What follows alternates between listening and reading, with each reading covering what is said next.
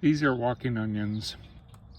Even though I called them a number of years ago, these came up. I noticed them last summer and I just let them go because I thought I'd use them, and I did not.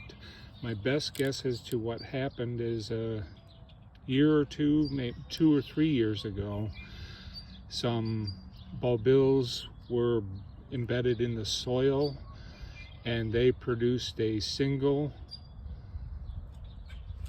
bulb, and then the bulb split last year when that single bulb grew up again. I'm gonna call them for good, but you can see that the single bulb does divide and produces a number of different stalks.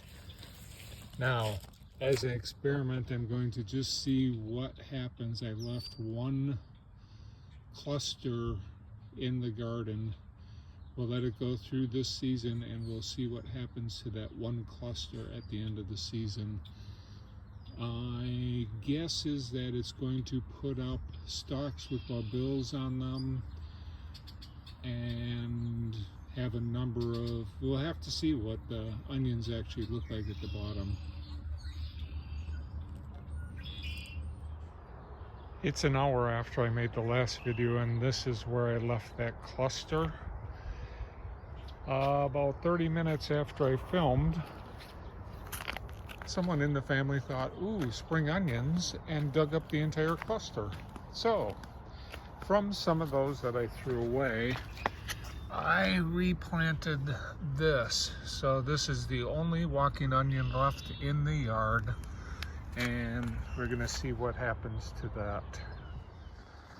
It is May 14th and the walking onions have started to put up their bulbil stalks. So there's 1, 2, 3, 4, 5 of those stalks. May 22nd, the walking onion bulbils are paper thin now, and one of them is even starting to burst. May 28th, June 5th, the bulbils on the walking onions are just starting to open. One of them has a second shoot coming out, and that shoot usually gets some bulbils on it. But you can see that they're just starting to open. June 10th, the bulbils are starting to form on the walking onions.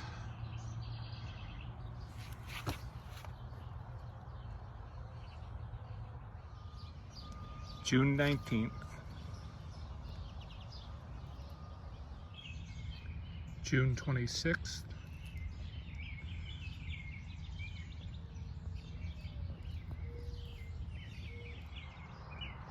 July 5th update,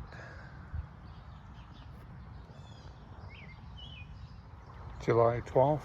The bulbils are still coming along nicely, but they're not ready just yet to harvest. August 7th. They're just getting little tails on them. This one you can see is starting to sprout. It is August 24th. I am going to dig out the walking onion today. I have made the decision that I am no longer going to keep this going, even though it is a generational strain that has been passed down in a former co-worker's family for decades. The reason I did keep this going was to see the splits. This was originally one bulb that split into 2, 4, 6. And now each of those bulbs, if you look, is also splitting down here with the real little onions. When I dig this out, I believe there are not going to be any usable bulbs in it, which proves the point of the gentleman that contacted me a few years ago and said that it is the bulbils that are supposed to be harvested and used.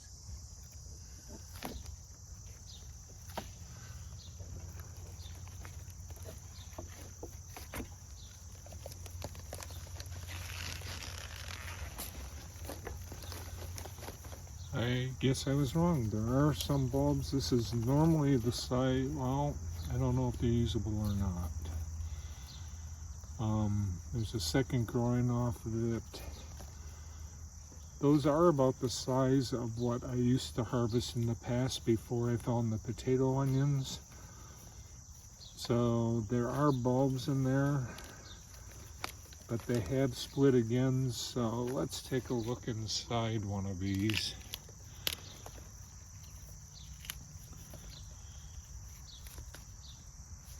So that's not a usable bulb. That was one of the seed stalks. So the seed stalk, that is just a slip that ran up the side. Splitting this.